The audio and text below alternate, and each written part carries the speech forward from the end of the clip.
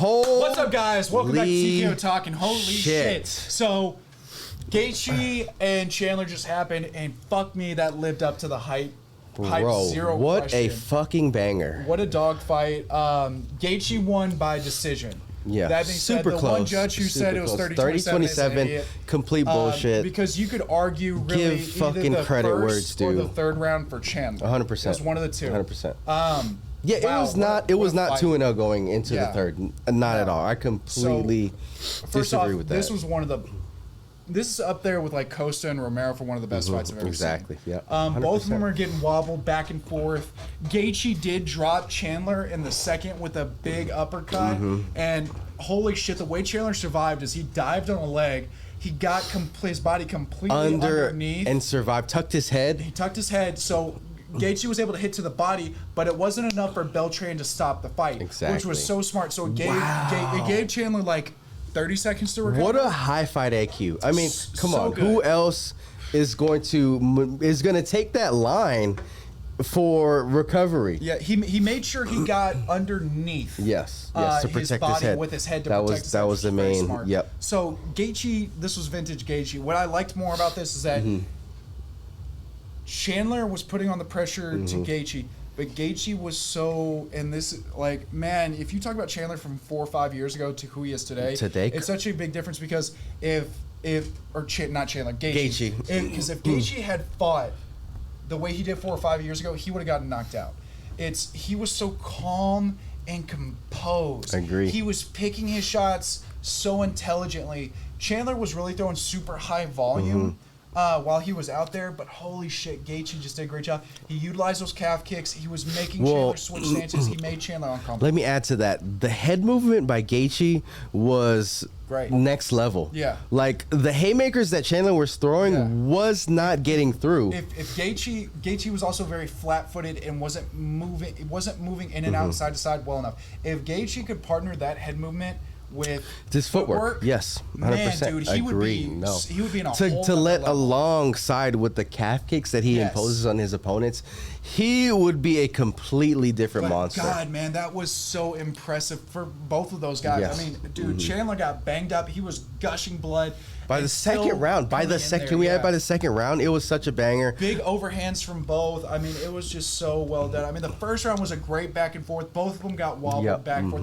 100%. The first round is really debatable. I mean, I don't know what round they gave Chandler. It's either the first or the last. The second I'm surprised they just said 10-9. 10-9. I thought it would have been a 10-8. No, at least. With the way he dropped it. But second round. Second round was a 10-8. And should have been, but they didn't say it that. But which was surprising. I mean, it was a good enough matchup to go back and forth to argue a 10-9. But with the knockdown and the amount of damage that Gaethje was imposing on Chandler, it should have been a 10-8, hands 100%. down. Well, it was just wow. I mean, so that was the second round. The first round was a huge back and forth in between both of these guys, and I mean, it was just we were seeing them. We were seeing amazing effort from both of them. They're both dogs. They were both biting down their mouthpiece, going at it. Where Chandler fucked up in the third round, where he could have won it, is in the last like 2.5 minutes. Chandler was winning that round. He got a big takedown, and the problem was he dropped his hands and was just was eating shots from Gaethje and was just like, nah, I'm good. Like doing this Korean zombie shit, and it's like, dude, we all know you're tough as hell. You don't sit there and eat unnecessary damage when. I'm telling you, man, if he hadn't done that, if he had kept his hands 100%. up, blocked those few shots, landed some more volume, and the last minute, neither one of them threw anything. Chandler threw and landed a calf kick. If he had blocked those extra shots and then thrown just like 10 or 12 shots and landed, he would have won that fight. I agree. No, 100%. It was so frustrating seeing that. And you could definitely see both fighters were super gassed by the time that did happen. And I mean, it all comes down to it. Who wants it more? I mean, you and me both know we can't not win a round or a fight, nevertheless going backwards. No, 100%. And that was the thing is Chandler was putting a lot of pressure on Gaethje and making actually Gaethje step back. You saw in desperate times Chandler was shooting on that takedown. But, man, this is interesting. I mean, I think from here, Gaethje definitely needs to fight whoever wins between Poirier and Charles Oliveira.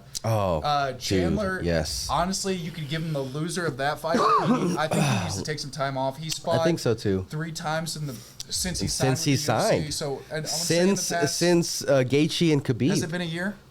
Dude, that was the Or has it been a little second time over a they year? went to Abu Dhabi.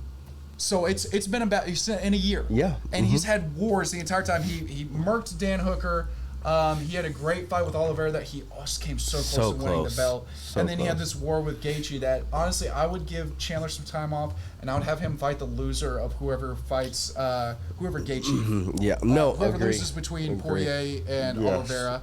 Have Gaethje fight the winner of that for the belt. And then, God, I agree. This I don't take this into consideration. The amount of damage that Chandler has taken, he doesn't need to make a quick appearance No, back. he I think honestly he needs to definitely, chill. yeah. He's had 3 major 100%. wars in a year. Well, correction. In the first fight with Hooker, he just knocked him out Yep, flat. exactly. So, but the last 2 fights have been such dogfight dogfights. wars. Oh my gosh. Man, I'm so glad he's in the Yeah. UFC now. And even though 100%. he's 1 and 2 in the UFC now, but holy shit, have they been held You know, performances. and it doesn't even come down to record at this point in time. He's showing the sport that he belongs there. 100%. He's showing the UFC that he deserves this. And man, he doesn't lose any stock in this fight. 100%. He doesn't lose any stock. I 100%. think wherever he is in the rankings, he stays right there.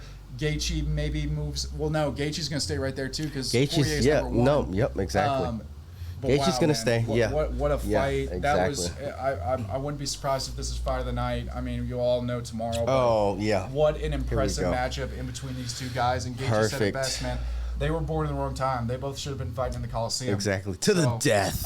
If you haven't liked this video, go ahead and give it a like. Go ahead and subscribe to us if you have not already for more fight content like that. And we will